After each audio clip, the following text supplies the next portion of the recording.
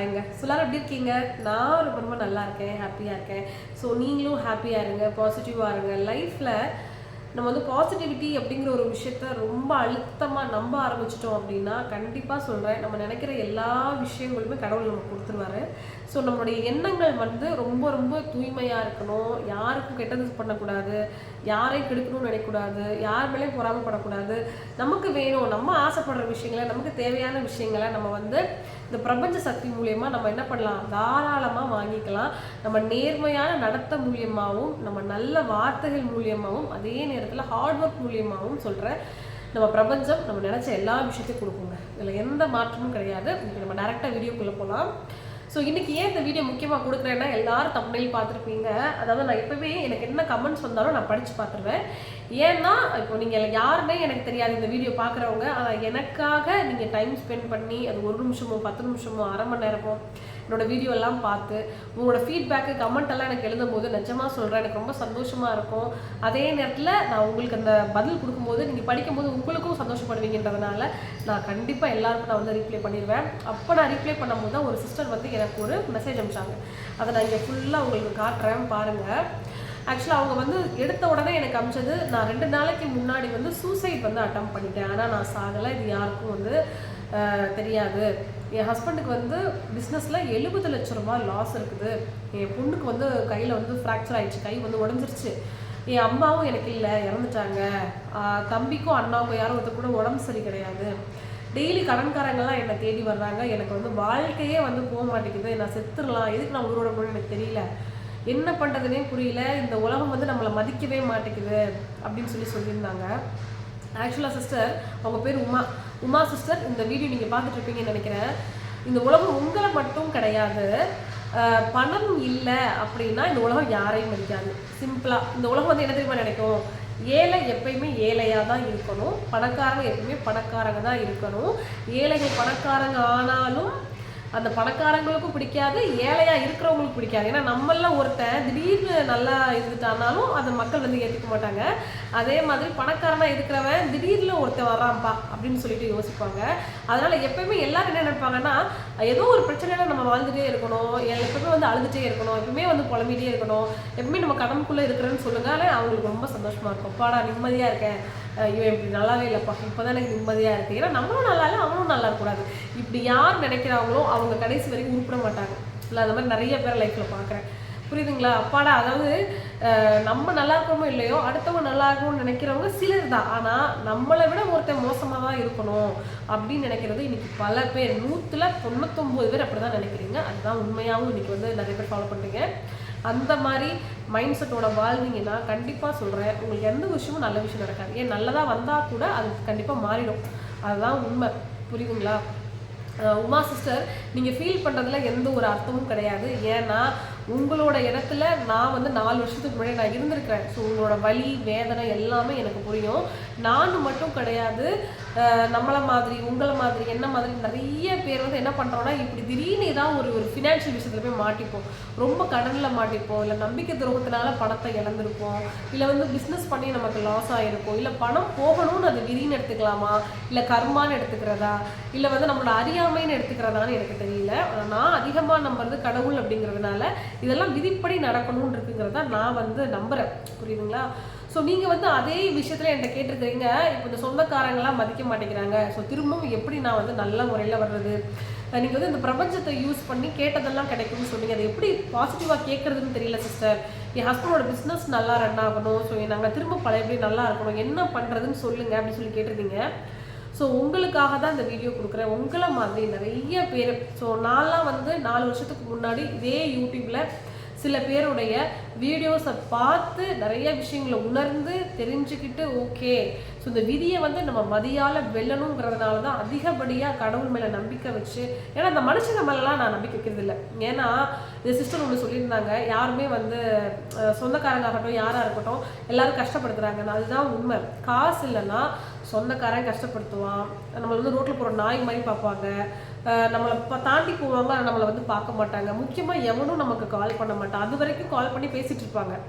நம்மளுடைய தேவைகள் எப்போ நிற்கிதோ, நம்ம எப்போ ஒரு கடனுக்குள்ளே போகிறோமோ, ஐயோ இவங்க நம்மகிட்ட உதவி கேட்டுருவாங்கன்னு சொல்லிட்டு யாருமே நமக்கு என்ன பண்ண மாட்டாங்க, கால் பண்ண மாட்டாங்க.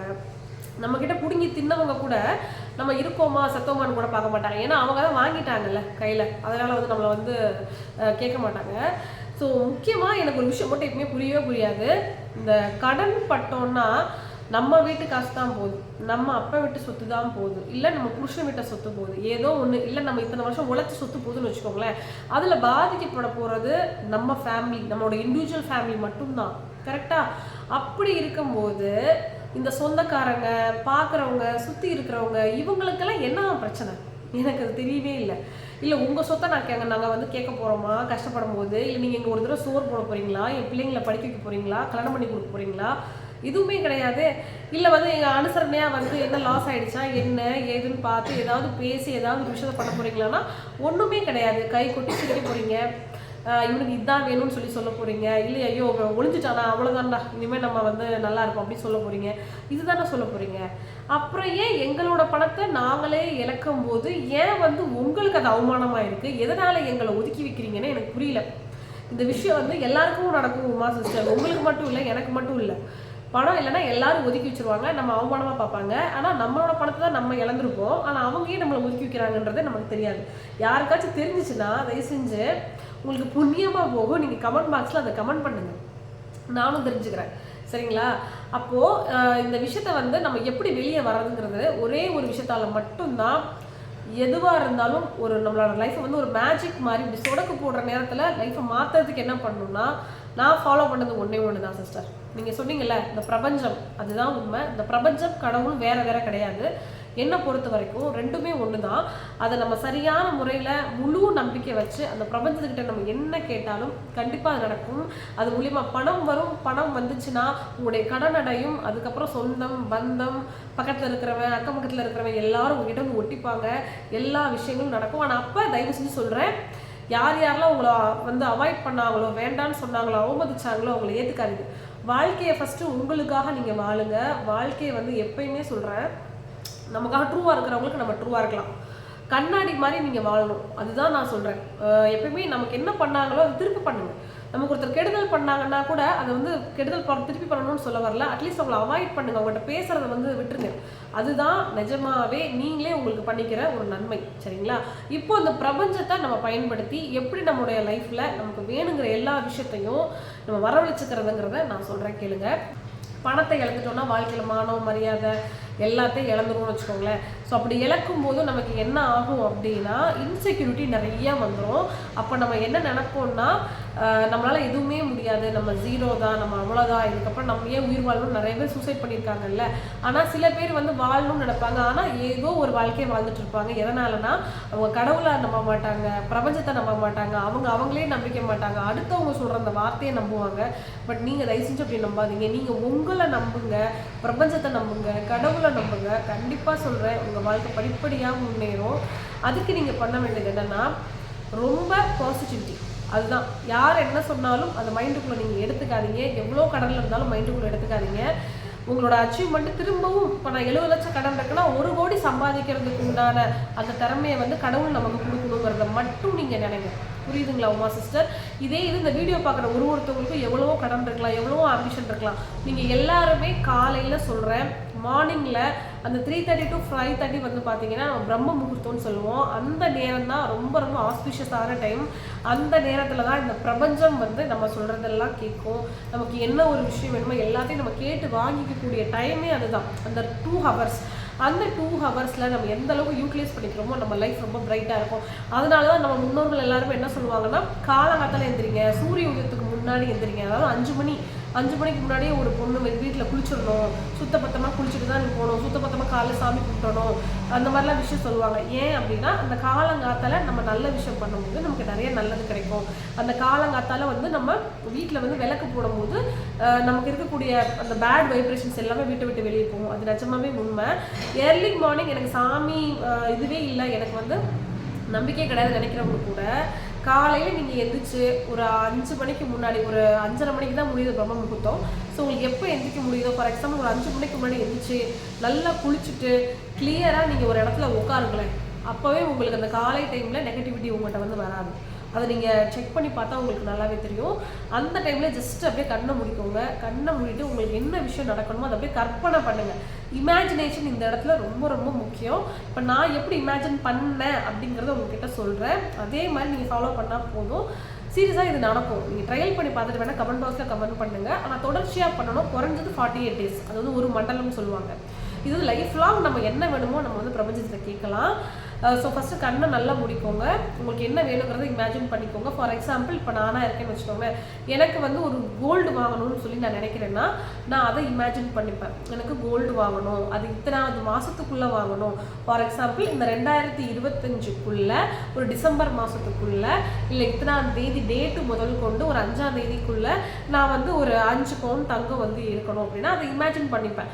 அந்த டேட்டுக்கு அந்த டைமுக்கு இந்த கடைக்கு போகிற மாதிரி, அதாவது 2025 டிசம்பர் மாதம் நான் ஒரு சரவணா ஸ்டோர்ஸ் போகிறேன்னு வச்சுக்கோங்களேன். ஸோ சரவணா ஸ்டோர்ஸ் போகிற மாதிரியும் அங்கே போயிட்டு நான் ஷாப்பிங் பண்ணுற மாதிரியும் பசங்களை கூட்டிகிட்டு குழந்தையும் கூட்டிகிட்டு போகிற மாதிரியும் சந்தோஷமாக நான் வந்து பர்ச்சேஸ் பண்ணுற மாதிரியும் தங்கத்தை அப்புறம் காசு கொடுத்தது தங்கத்தை கையில் வாங்குற மாதிரியும் அது அப்படியே டேட்டு டைமோட அந்த மந்தோட நம்ம வந்து ரிஜிஸ்டர் பண்ணி இந்த பிரபஞ்சத்திட்ட நம்ம கொடுக்குறோன்னா கண்டிப்பாக சொல்கிறேன் அது நடக்கும்.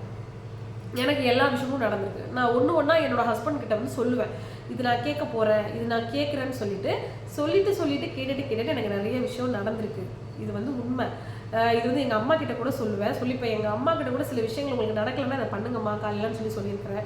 ஸோ அவங்க கூட சொல்லியிருக்கிறாங்க, இதை நான் நினச்சேன், இது நினைக்கும் போது எனக்கு வந்து இது பாசிட்டிவாக இருக்குன்னு சொல்லியிருக்கிறாங்க. எப்பவுமே ஒரு விஷயத்த நம்மனா மட்டும்தான் நடக்குமா சிஸ்டர், புரியுதுங்களா? நீங்கள் வந்து ஃபீல் பண்ணுறதுனாலையோ நீங்கள் தற்கொலை பண்ணிக்கிறதுனாலையோ உங்களுடைய பசங்களை யார் பார்த்துப்பா, உங்களோட ஹஸ்பண்டை யார் பார்த்துப்பா, இந்த நிலைமை வந்து நிரந்தரம் கிடையாது. இது கடவுள் உங்களுக்கு உங்களோட லைஃப்பை மாற்றிக்கணும்னு சொல்லி கொடுத்துருக்குற ஒரு சூப்பரான டைம் இது. இதை யூட்டிலைஸ் பண்ணுங்கள். அடுத்தவங்களை பற்றிலாம் கவலைப்படாதீங்க. உங்கள் படத்தை நீங்கள் இழந்துட்டீங்க, அவ்வளோதான். திரும்ப இந்த படத்தை உங்களால் உருவாக்க முடியும், அவ்வளோதான். ஸோ இதை வந்து சுற்றி இருக்கிறவங்க என்ன நினைக்கிறாங்க, அதனால எனக்கு அவமானமாக இருக்குன்னா அடுத்தவங்களுக்காக நம்ம வாழ்றதில்லை, நமக்காக நம்ம இந்த வாழ்க்கையை வாழ்கிறோம். சரிங்களா? நம்ம யாருக்கும் துரோகம் பண்ணக்கூடாது, யாரையும் கெடுக்கக்கூடாது, யாரையும் ஏமாற்றி பிழைக்கக்கூடாது, யாருக்கும் வந்து காசுக்காக ஜாலராக அடிக்கக்கூடாது. நம்ம மனசாட்சிக்காக வாழணும். மனசாட்சிக்காக நல்ல மனசோட நீங்கள் டெய்லி இந்த வீடியோ பார்க்குற யாராக இருந்தாலும் சரி காலையில் பிரம்ம முகூர்த்தத்தை தயவு செஞ்சு இப்படி யூட்டிலைஸ் பண்ணிக்கோங்க. இந்த பிரபஞ்சம் நமக்கு கொடுக்காத விஷயம் வந்து எதுவுமே கிடையாது, அதுதான் உண்மை. ஸோ உங்களுக்கு என்னென்ன விஷயம் வேணுமோ ஒன்றா கேளுங்க. கண்டிப்பாக இந்த மெத்தடை ட்ரை பண்ணி பாருங்கள், உங்களுக்கு நிச்சயமாக நடக்கும். முக்கியமாக இந்த வீடியோவும் நான் உமா சிஸ்டருக்காக தான் கொடுத்துருக்கேன். சிஸ்டர் தயவு செஞ்சு லைஃப்பில் ஸ்ட்ராங்காக இருங்க. உங்களை மாதிரி நிறைய பேர் இருக்காங்க, உங்களை விட ரொம்ப கஷ்டப்படுறவங்களும் நிறைய பேர் இருக்காங்க. அதனால் லைஃப்பை வந்து பாசிட்டிவான வேலை தான் நம்ம கொண்டு போகணும். ஸோ இதை ட்ரை பண்ணுங்கள், நிச்சயமாக உங்கள் லைஃப் சக்ஸஸ் ஆகணும் நான் ட்ரை பண்ணிக்கிறேன். ஓகேவா? ஸோ மறக்காமல் நம்மளோட அம்மா பாசிட்டிவிட்டியை லைக் பண்ணுங்கள், ஷேர் பண்ணுங்கள், கமெண்ட் பண்ணுங்கள். முடிஞ்சளவுக்கு இந்த வீடியோவை நீங்கள் எல்லாருக்கும் ஷேர் பண்ணுங்கள். எல்லோரும் ஹாப்பியாக இருங்க. ஓகே? ஸோ நாளைக்கு சூப்பரான வீடியோவில் வந்து உங்களை நான் மீட் பண்ணுறேன். பாய்.